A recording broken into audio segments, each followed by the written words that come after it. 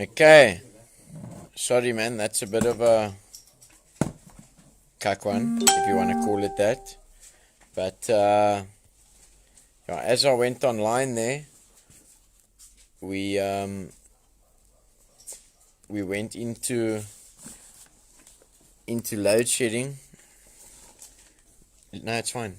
We went into load shedding, and I was left in the dark. But yes, so it's Saturday night in most parts of the world, like I started, and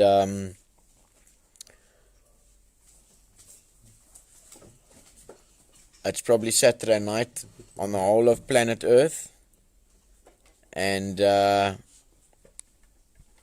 thank God I'm on planet Earth. Because some people are out there, they don't know what day of the week it is. And they don't... No, it's fine, thank you. And they don't know what day of the week it is. And they're facing all kinds of different things. So yeah, hopefully we can see each other. I've got a bit of a battery backup light over here. And thank goodness I charged my phone. Because we could have been doing all kinds of things this evening. But, you know, when it's meeting time, some of us want to stay at home and watch movies. Some of us want to just open there on that side, please. Some of us want to stay at home and do other things, but none of those things keep us sober, man. So that's why it's important. The dogs are tripping because it's dark, and now the white people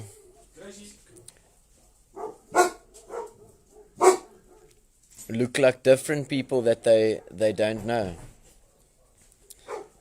And they're not used to all kinds of people that they don't know. But yeah, so the whole point, you know, on a Saturday evening, I've had a good weekend. Usually on a Saturday, I was either hiding in my house or I was hiding somewhere when I didn't have a house to live in, and sometimes I was hiding somewhere else because I made so much shit on the Friday night. Or okay, I'm not sure what's going on, but the lights are back on. So that's what's going on. The lights are back on. All right. So so that's just maybe something that can tell us and show us, you know, that all kinds of human beings face different situations at any given time. And a lot of things are out of our control. And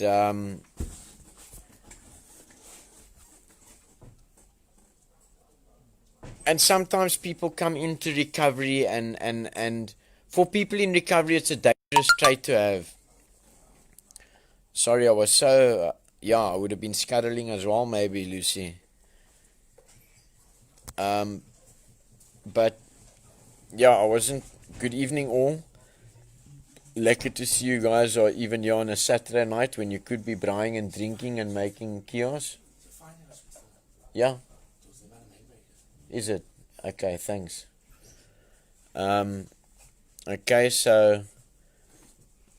Sorry, I was just trying to sort out where it tripped and what happened and things like that. We only waited 2.5 days for Eskom to come and sort out their fault at the breaker box. And then Mr. Hall just made one call and they were here within 20 minutes.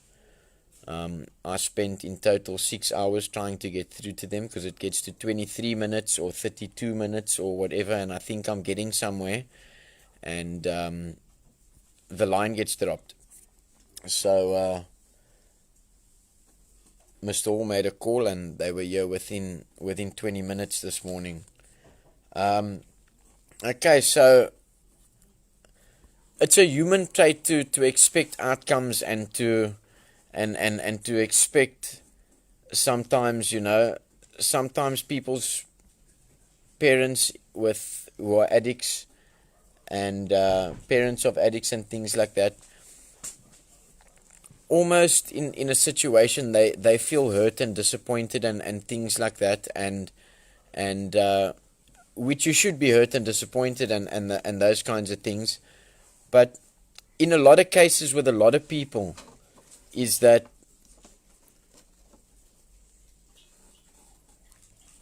I didn't use drugs to hurt anybody. That wasn't the motive behind it.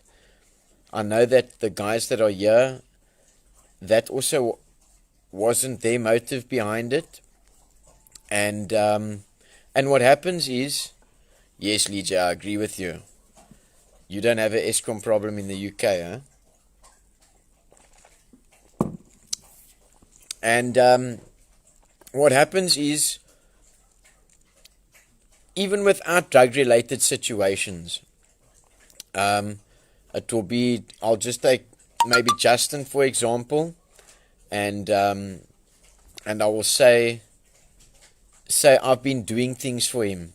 Now when I expect him or want him to do something for me or whatever, and he doesn't do it like that, then I want to turn around and say, yeah, but I've done this for you and I've done that for you and all of that. And yes, for sure, the human trait would probably be the answer of, yeah, but I didn't ask you to do that. So I would try and fixate myself on the expectation of what he should be doing for me because of what I've done for him. And it happens. It happens so much. You hear parents saying, hey, we've done all this for him. How can he do this to us? And all of that. But my addiction and drug taking was never an intentional threat to, I don't like you, or you done this to me, or whatever. Now I'm going to show you and I'm going to go use drugs. That is never what it was. So, like I said, people that are non-addicts have got the privilege of walking around with self-pity and guilt and allowing those things to fester and to hold resentments and all of that. But because we're dealing with a spiritual illness, spiritual, mental and emotional illness, addicts don't have that privilege and need to sort it out. Otherwise, if it doesn't get sorted out, drugs follow, or whatever your addiction is, follow shortly after that as a sense of relief, only for a while, which is short-lived. And so, like I say all the time, if somebody disappoints or hurts me or doesn't live up to my expectation or whatever, I don't have the privilege of lying on the couch and eating ice cream for 3 days. That isn't what I do. I've got the choice today between getting rid of it, dealing with it and working a program, or sitting and stewing in those feelings, because it's my decision to keep those feelings. So at the end of the day, if I'm holding a resentment, even if somebody's wronged me, in recovery, my wrong part in the situation is the only thing that I can change. And in a situation like that, my wrong part in the situation is me holding that resentment, because that resentment hurts me. It doesn't hurt the other person. It doesn't hurt the other person. So, a lot of guys come in through the doors. They're trying to figure out why they're addicts and what happened and where it went wrong and all that kind of stuff. And they only maybe think about the path they took when they done this wrong, or when they chose to hang around with the wrong people. But there's many angles and aspects of addiction recovery. And yes, for sure, it is who you hang around with and what you do and what you associate yourself with and all of that. But by the time we get here with all our hurts, hang-ups and habits and different traits and way of processing and doing things and that, we don't need to try and figure out where we went wrong, man. We need to deal with those hurts and things. And the way we deal with that is accepting a new way of life and having an open mind where we're willing to listen to somebody else and grasp and take these ideas and try and put them to use. And so we don't need to try and figure out where we done wrong, because then we're only going to focus on trying to change that part. But then what happens is, if we were hanging around with pity and we say, if I didn't hang around with pity, I wouldn't have used drugs, then pity becomes our excuse for using drugs. But then we don't do the program. We only want to change that we hung around with pity. But we don't need to worry about the past. We just need to deal with the hurts and the things that we're holding and harming ourselves from the past, and do the program, and automatically you lose the desire to drink and drug by consistently upkeeping the program. So it's easier to rather just accept your situation, be honest with yourself, and don't try and figure out all these different things, where I went wrong and what happened and why and all of that. Instead, just focus on that this is the solution, and if I do these certain things, have faith, because you see the faith that you can have in the people around you that it's worked for when you come here to RAEL. And the only way you do something about it is by following the program. So this evening, obviously, because we have meetings for anybody and everybody, and it's RAEL live recovery stories, and in a sense we're recovering from the drugs, but in the program that we run here as well, only the first step mentions addiction or drugs. The other steps that we follow and change our lifestyle with, it's all lifestyle steps. It's all inner processing things and outwardly what we do. Because I cannot play God. I cannot get hurt if, say for example, Lincoln in the kitchen.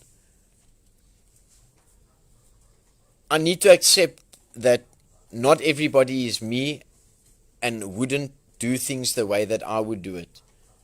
And accept that there's a massive problem in this world where people can not accept other people for who they are.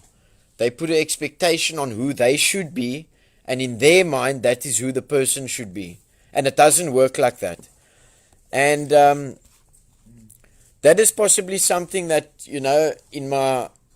from my first sort of proper, the wheels coming off with addiction and things like that, it was very confusing, because I wasn't sure who I was meant to be and how I was meant to be, and I'm trying to keep a smile on this one's face, their expectation of who I should be and how I should do things, and another person's expectation of who I should be and how I should be and whatever. And I became a chameleon in a sense, because around this person I would say this thing and whatever, because that is what I thought that they thought was right, and around the next person. But then when they speak to each other and they have disagreements, then it makes me into two different people, and I don't even know who I am.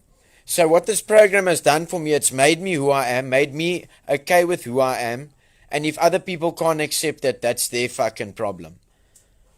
And the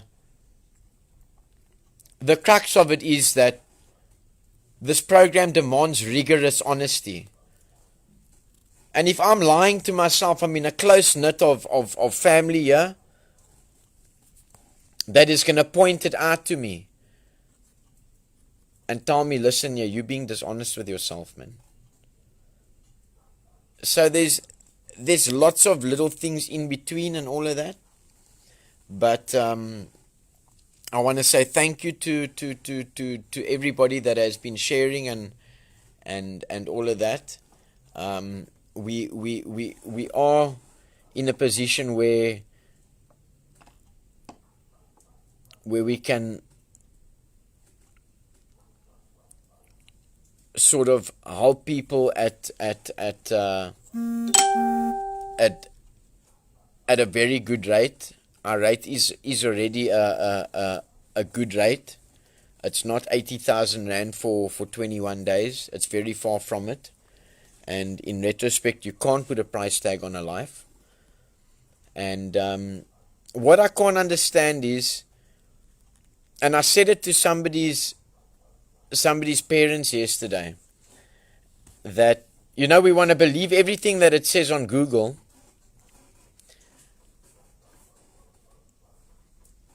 But then it's personalities and our egos and our feelings and our hurt before principles. For example, now my son steals and hurts me and whatnot and all that kind of stuff. And yeah, for sure, that's wrong. It's wrong. And anybody has the right to be upset about that and all of that. But there needs to come a time where the family steps in and does support and does make amendments with each other and things like that. Because addicts have also been wronged, eh? And that is I will always stand up for that. I will always stand up for that. I didn't only wrong people. I was wronged as well, which is fine. You know, anybody that's got a resentment against me, I don't feel it. They go to bed with it. They poisoned with it. They can lay and stew and think and whatever, how they want to get me and whatever. I've learned forgiveness. And because of my own actions, I've learned to forgive others. So I know how to forgive because I've needed forgiveness. So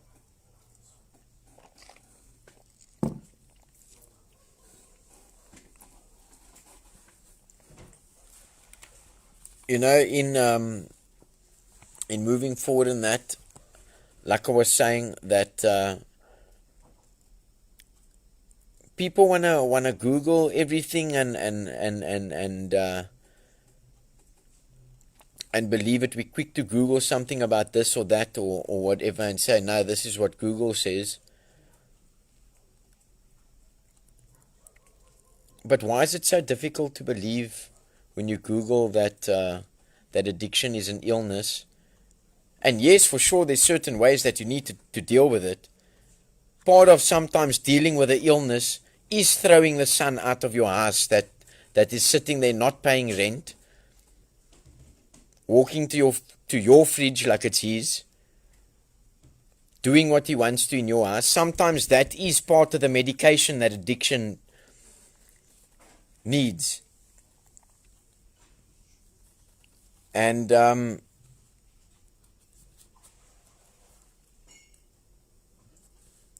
so we take it into our own hands sometimes, as I wouldn't always say as parents, but also as loved ones and things like that, to deal with things in a certain way. And because our feelings have been hurt and our egos or pride or disappointment or whatever has happened is standing in the way, it stands in the way of us doing the right thing. Because it is an illness that sometimes, and in most cases, makes people around you ill as well.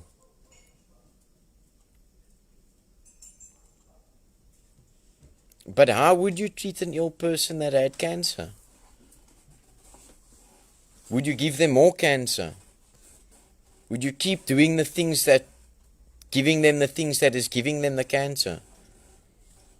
Because this is a behavioral disease. It's a behavioral disease. So why must I go and look for a job? Why must I go and look for a place where I'm going to pay rent? Why must I wake up early in the morning? Why must I pick up the dog shit at home if mom or dad is doing it? Why must I clean my room or whatever the case might be if that's being done for me? Those are the things that keep people ill.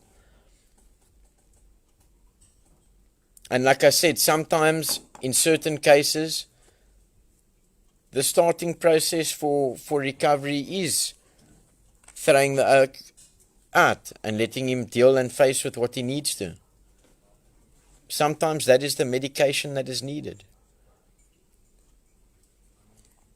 If I was just allowed to stay at my parents' house after robbing them blind, stealing their very sentimental stuff in some cases, that I wish one day I would be by the means to replace all of that. If I was just allowed to carry on doing that and stay there, the house would have, first of all, been empty. Second of all, maybe it wouldn't have been empty, because I don't think I would have lived through it. I would have probably died. If they had to allow that, then they're helping me to kill myself.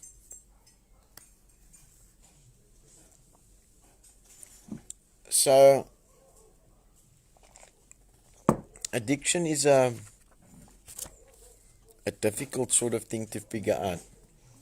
It's actively taken me 10 active years of in and out of recovery to get it right consistently.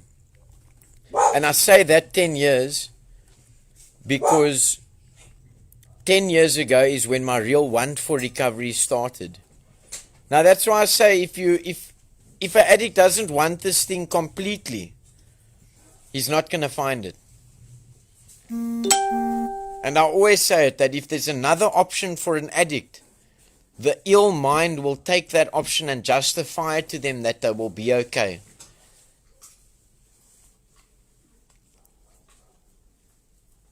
And like I say, that this is an illness that I've conned myself before to leave rehabs and things like that, and I believed myself that I'm never going to use again. That at that point, when I said that, because I'm so sick and I believe myself, if I had taken a lie detector, I would have passed it.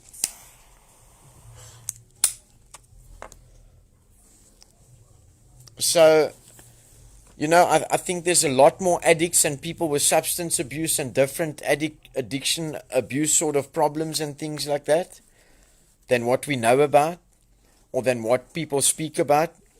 Hey, geez, Uncle Owen, how's it? Lucky to see you watching. I can genuinely say that is one man from my community that has never treated me different.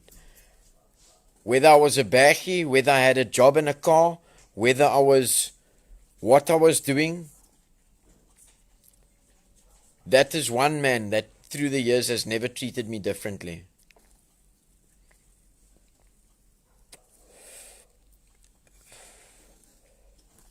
So I'm going to just maybe ask a couple of questions for all the audience tonight.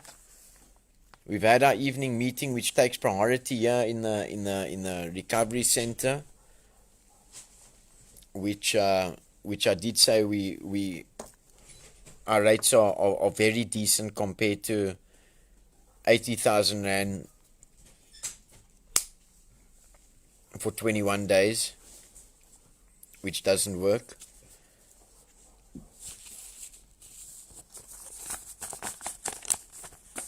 And I know Mr. Hall says he's not knocking those rehabs, but I'm knocking the ones that I've been to.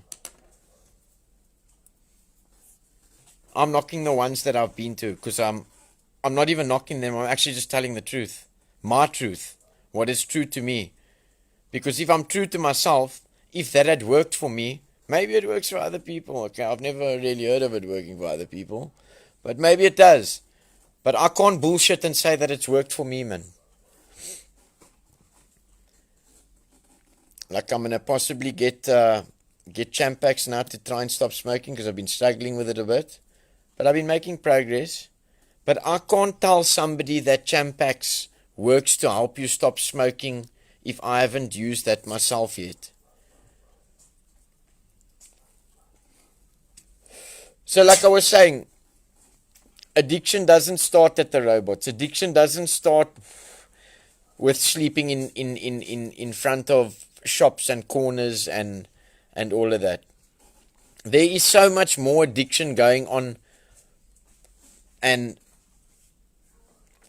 the higher percentage of the cases are the actual unknown cases where people's lives still look like they're okay on the outside.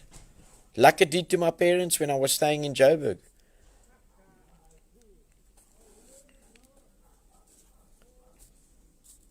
And maybe we can put these questions out there for some of us.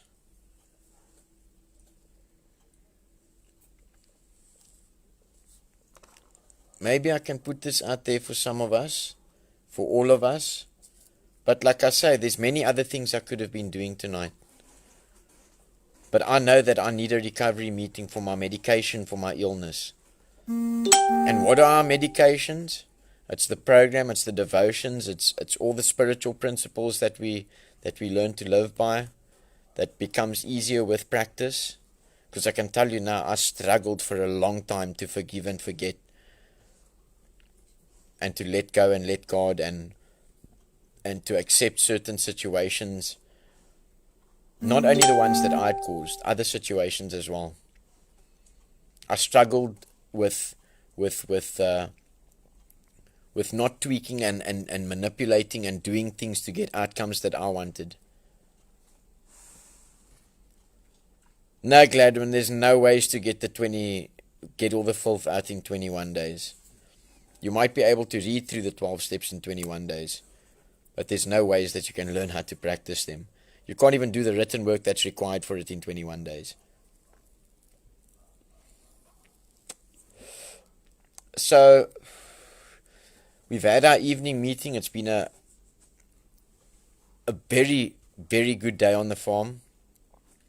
We've got a group here that is genuinely wanting to be here, because negativity always works itself out, because you will get tired from swimming upstream.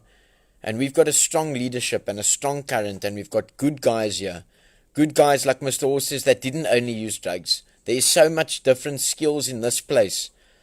And sometimes what made us good at our skills is that we needed to use those skills to get drugs. There was a stage in my life that I lost the passion for chefing completely. Sorry, my mouth getting a bit dry.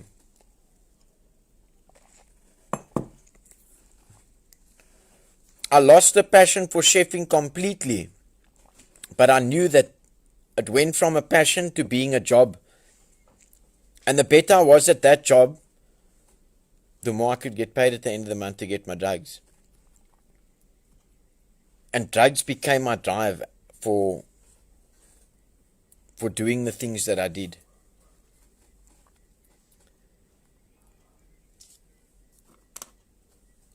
And there is so much skills on this farm. I tell you, when I looked at that finished product of that car that was panel beaten and sprayed and worked on by Graham yesterday, and I pictured him walking behind a trolley, and I could relate to the pain he must have been feeling and going through at the time.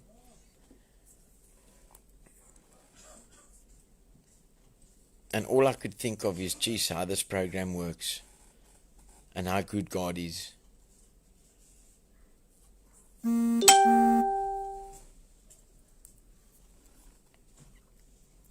So I want to ask a couple of questions tonight, and hopefully you guys can share it. And like I said, we love it. The main thing is that whether a guy leaves here liking us or not, if he goes home and he stays sober and he lives sober and does good things, then we've done our job. Because we're not here to make friends, we're here to get people sober, and sometimes in the process we make good relationships and friends through that. So I'm going to give you guys a couple of questions here. Maybe you can answer them. And this pertains to any area of your life. And for any person and any situation, change is possible with the right guidance and the right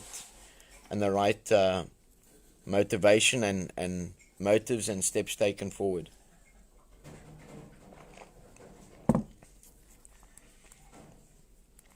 We've got guys here excelling in the tunnels that are very good at what they do, teaching other guys and showing them how plants grow and how vegetables grow and the different seasons of it and all of that.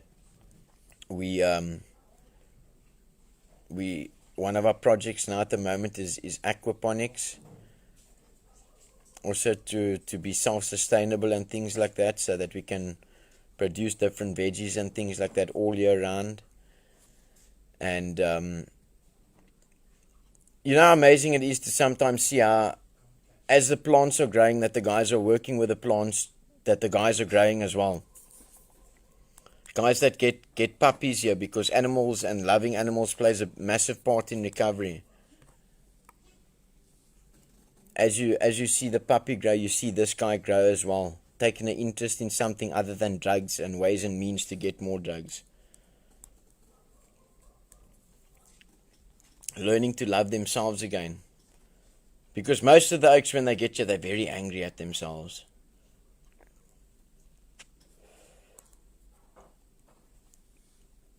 Because we got ourselves into something that ended up being something we couldn't control anymore. I say it all the time, the only thing that stops me from drinking is either drugs or rehab.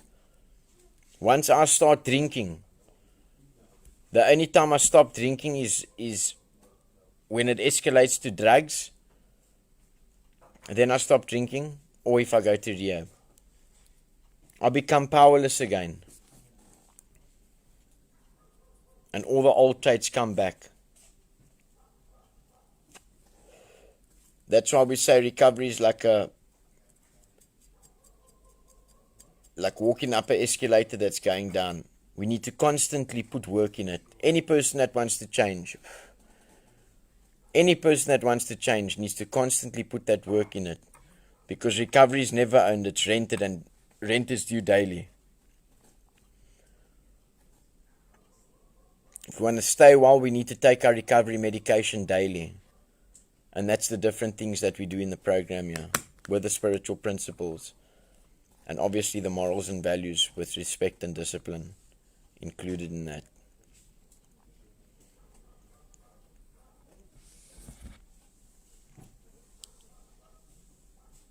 Nice, Cody's work. Send him my regards. Yeah, no, for sure, Gladwin. That was a gentleman that we went to go and do an intervention with that has grown over the last few months. And he continues to grow. So with these questions, I think these questions are for anybody.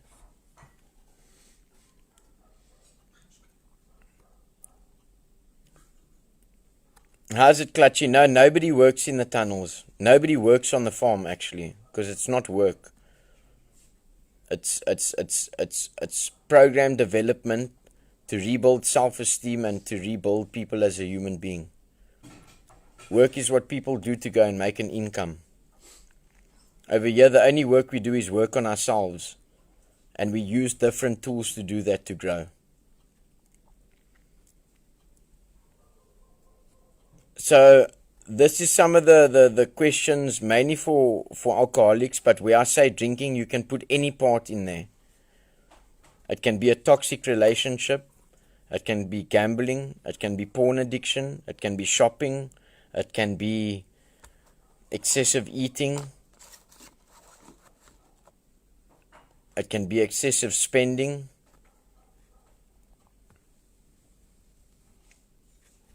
And anybody can ask themselves these questions. Because it can produce better life for anybody. Do you lose time from work due to drinking? So that can be, do you lose time from work due to WhatsApp, YouTube, cigarettes, anything that makes you less productive in your work? Is drinking making your home life unhappy? Or any other obsession that you do? Or any guilt that you feel? Or any insecurities that you have that you haven't gotten over? Or any resentments that you hold? All you need to do is be true with yourself here tonight. Do you think you drink or use drugs or whatever you do because you are shy with other people? Because then the problem isn't the drinking, the problem is the self-confidence and the shyness. And that's what you need to work on.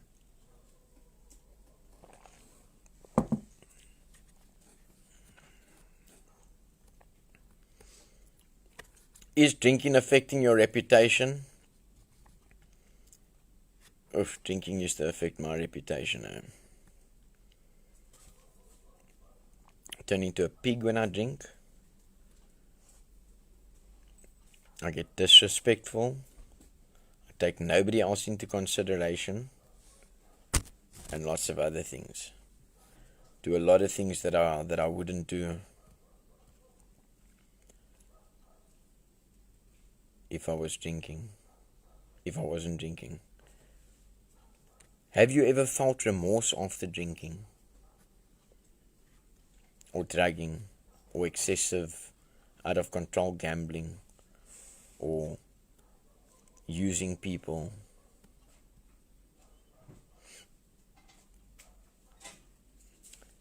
Have you ever got into financial difficulties as a result of drinking, excessive shopping, doing the wrong things with your money, and not prioritizing properly? Because that's also a way that we hurt ourselves.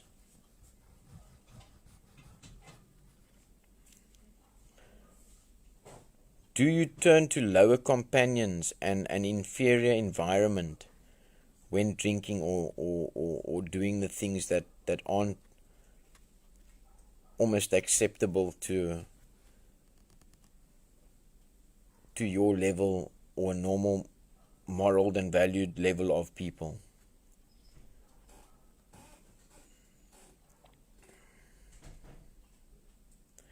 Does your drinking or your other obsessions make you careless of your family's welfare? And this can be not only physical substance or physical doing something.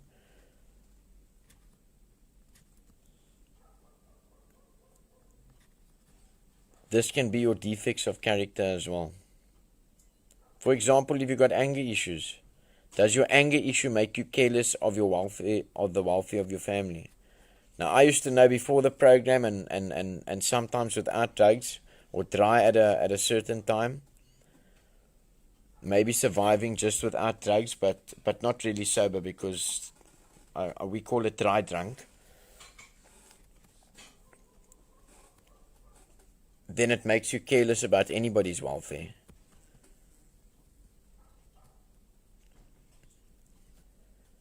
Has your ambition decreased since drinking?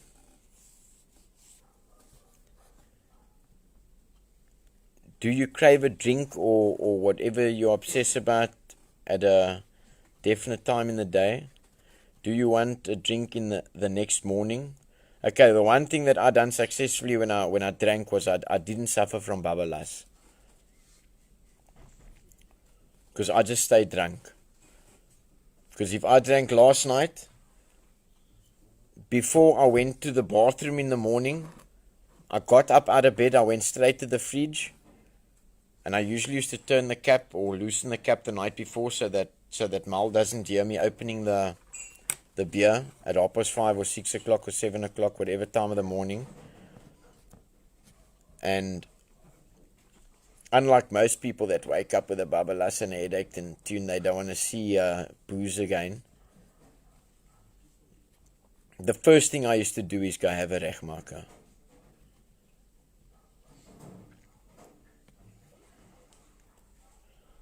So I'm not sure what it's like to be babalas. Because like I said, the only thing that stopped me from drinking is either drugs or rehab. Does drinking cause you to have difficulty sleeping? In my case, no, because I drank myself to sleep. Because I couldn't stop until I was sleeping.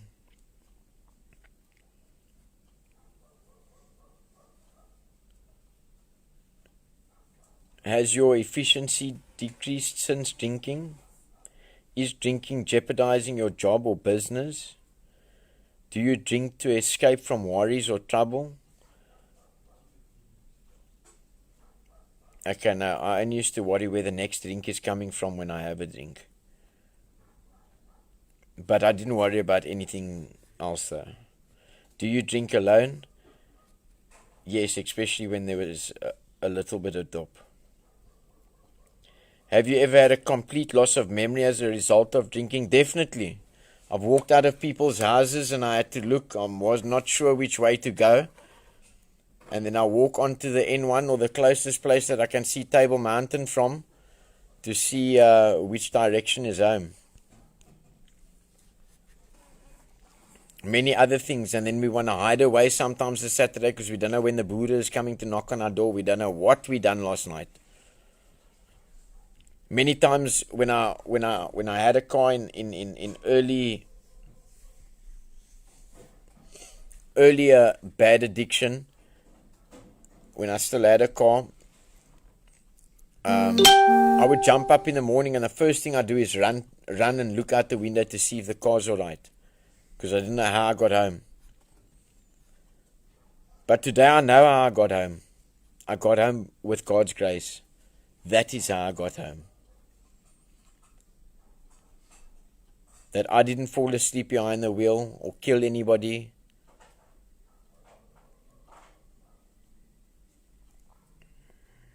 At the time I was actually arrogant and thought, okay, well, I must be a good driver. But you get to a point of realization where you evaluate everything and you skim. Drinking and driving and walking and whatever. Okay, I also hiked in the wrong direction once or twice in the rain coming from beachfront. And I land up in the West Coast.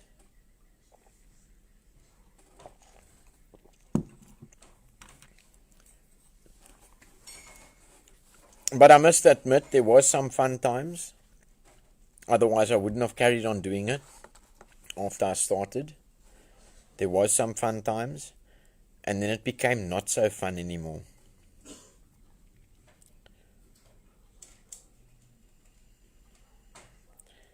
Has your doctor or physician ever treated you for drinking?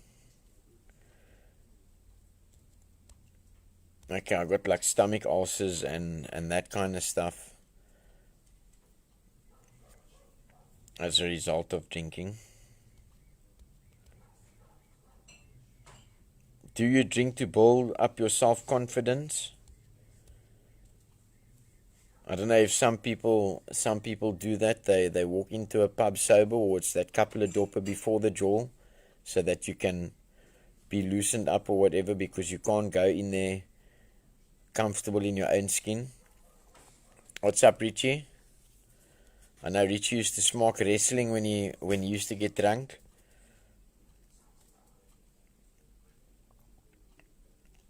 Or you get into the club or pub or party or whatever.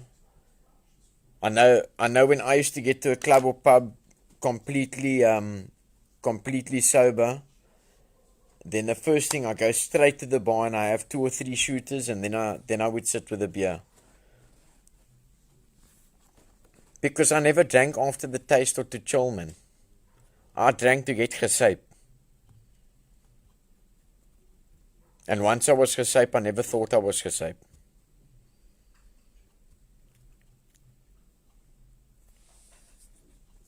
Have you ever been to a hospital or institution on account of drinking?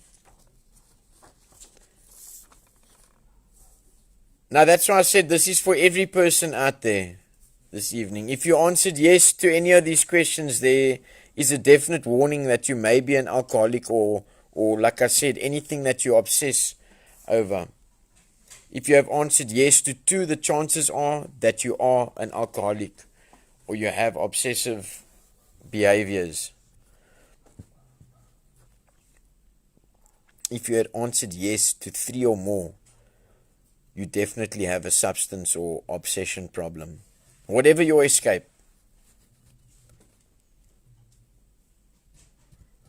I think I answered yes to all of them. How many questions did you answer yes to? And like I said, these questions are for yourself, people, this evening. These questions are for yourself. So I just thought I'd give a light meeting this evening just to get it out there. And all of that. And eventually, all I want to say to you tonight is, eventually when you start answering yes to more of those questions, I hope and pray that you get to a time in your life when you finally just get it. Because I got to a time in my life that in the midst of all my fears and insanity and doings and repeating, yeah, no, definitely, Richie. It's the only test that I get 20 out of 20 for. So I'm probably an alcoholic and an addict, you know what I mean? Just by those questions. But there's lots of other evidence as well that's taken me about a decade or so that helped me to realize, like, okay, no, you've got a drug problem. Because remember, I believed that I had a money problem for about 15 years. Okay. And you stop dead in your tracks, and there's a voice sometimes inside of you, or there's a light bulb moment, and you just scream, yes, it's enough, eh? Enough is enough now. But how many of us, addict or not, repeat these self-defeating behaviors before we change it?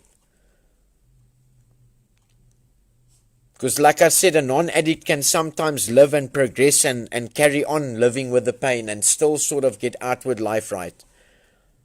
But for an addict, life goes down. Physical health goes down. Other areas of life goes down.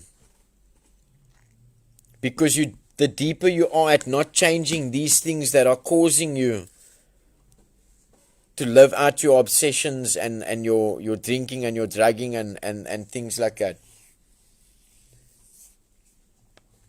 Usually the more substance or porn or gambling or shopping or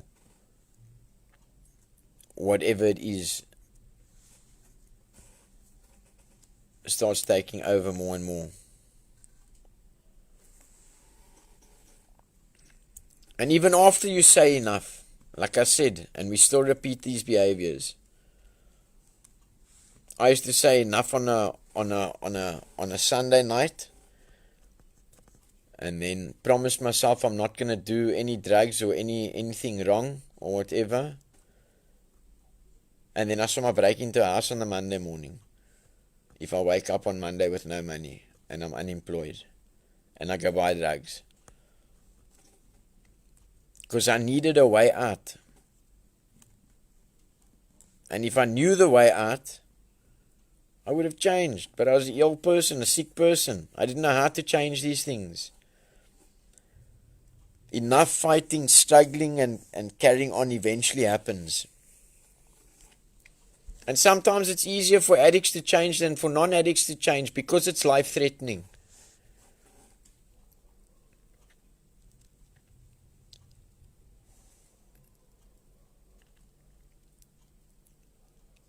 And it says here, like a child quieting down after a blind tantrum, your sobs begin to subside. You shudder once or twice, you blink back your tears, and through a mantle of wet lashes, you begin to look at the world with new eyes. You have some kind of light bulb moment. And they say that this is your awakening. You realize that it's time to stop hoping and waiting for something to change, or for happiness, safety, and security to come galloping over the next horizon. You come to terms with the fact that she is not Cinderella. Okay, to me she's Cinderella. And you're not Prince Charming. I hope I'm Prince Charming to her, you know what I mean? And that in the real world there aren't always fairy tale endings or beginnings, for that matter. And that any guarantee of a happily ever after must begin with you. Because I'm living my happily ever after. I cannot control what other people do to me. I can put boundaries in. It's Saturday night, Garth. Remember the acronym for SLIP. Sobriety lost its priority. It's easier for me today to do what I need to do for my recovery than to relapse and do it all over again. It's less of a lust to do a meeting a night. Work with others. take all those calls from addicts on which is my off days. Those are the things that keep me sober, man.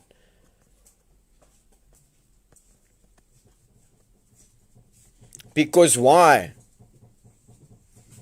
In my relapse, was I able to go to the merchant in lunch, but I wasn't able to go to a meeting in lunch. The one is my medication and the one is my sickness. So what I need to put into my recovery is what I put into my drugging. And I can tell you now that over the years of my rise and falls, it's become less of a lust.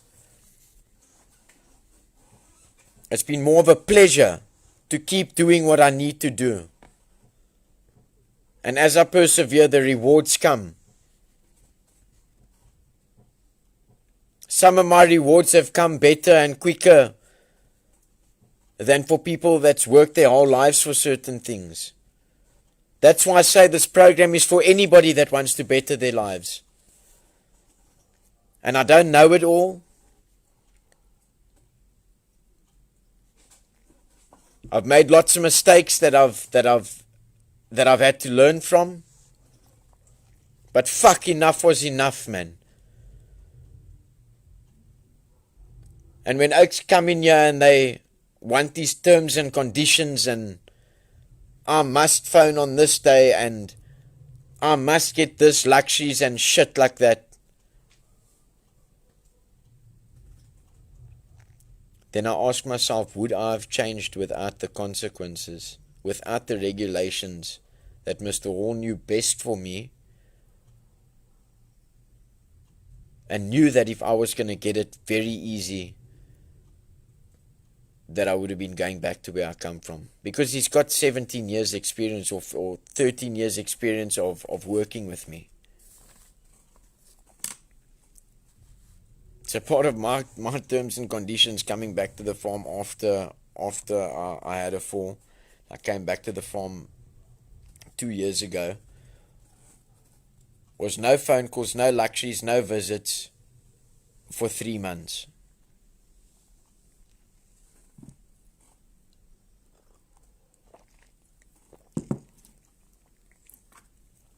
And I didn't like him at the time. Especially not on visiting days. When there were families and things here. But that isn't my card that I was dealt. I couldn't envy them because I am me and they are them. I needed to deal with my own situation and not play God and try and manipulate the situation.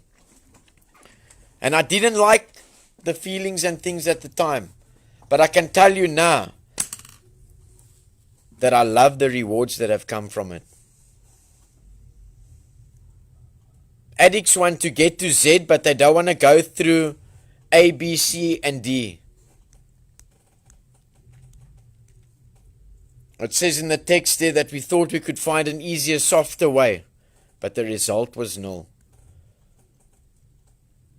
Each time I thought I could take a shortcut or a gap or something,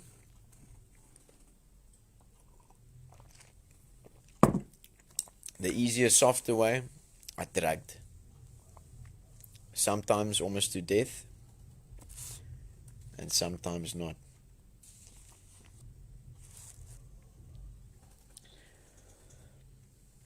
And that in the real world there aren't always fairy tale endings or beginnings for that matter. And that any guarantee of a happily ever after must begin with you.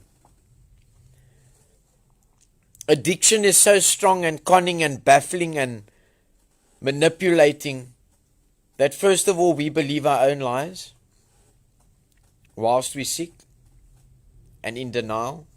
And you don't work through denial just in the beginning period and then it's a continuous, like I said, it's a continuous working on it all the time.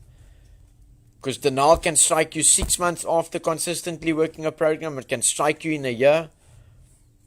And for all these different things, there's different tools and medications. And we were powerless, and these are the tools that I call them my power tools, which make me not powerless anymore.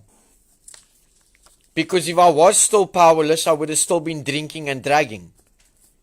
But I'll become powerless if I don't use the tools that give me the power. And the biggest tool is accepting that I'm not God and that God controls things.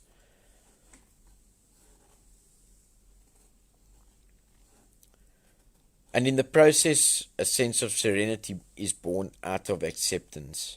So that's why I started the meeting off that don't try and figure out why you're an addict and who you hung around with and what started it and all of that, because then you're only going to try and change that. We need to evaluate the behaviors, the way we process things, and the way we deal with things going forward, because we can't do anything about the past. But if nothing changes, nothing changes. You keep reliving the past, your past is going to keep being your future, and your future is going to keep being your past. Exactly the same. That's the definition of insanity. The good old recovery cliche. Insanity. Doing the same thing, expecting a different result. And it doesn't only work for addiction. Anything that you are doing over is going to keep giving you the same result.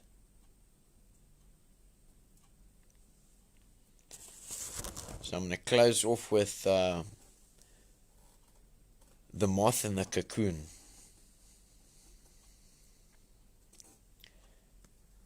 So we come into recovery and we fight the system, and then we accept the system, and then we put a time on our recovery.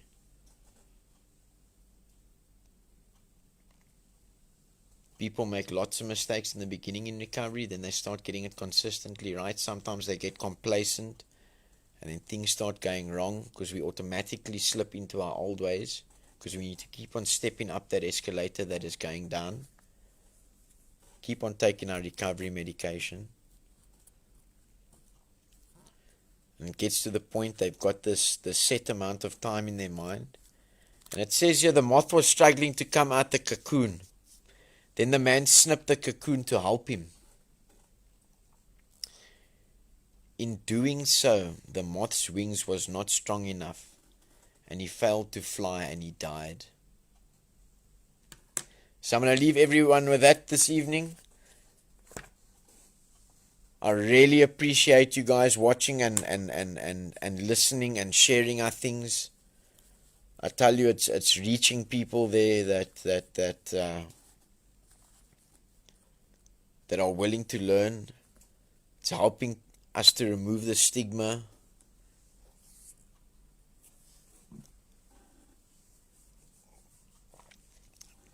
And the biggest thing that it's doing amongst parents and loved ones of addicts is helping them to come out of isolation and not feel the pain alone and thinking and blaming themselves that they did something wrong.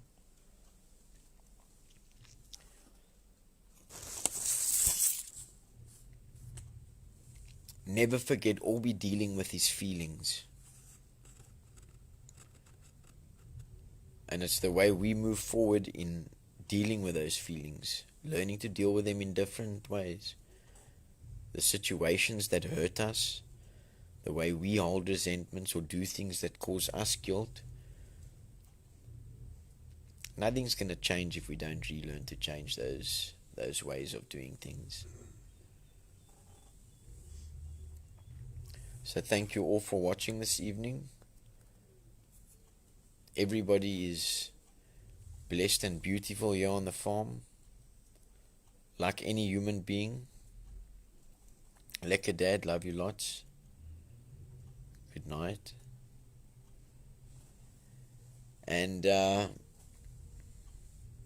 let's keep educating each other. I don't sit here as an addict bragging that I'm sober tonight, because I sit here by the grace of God, purely by the grace of God. I can promise you, in my mind, I believe that every minute that I'm alive is borrowed time that God has given me.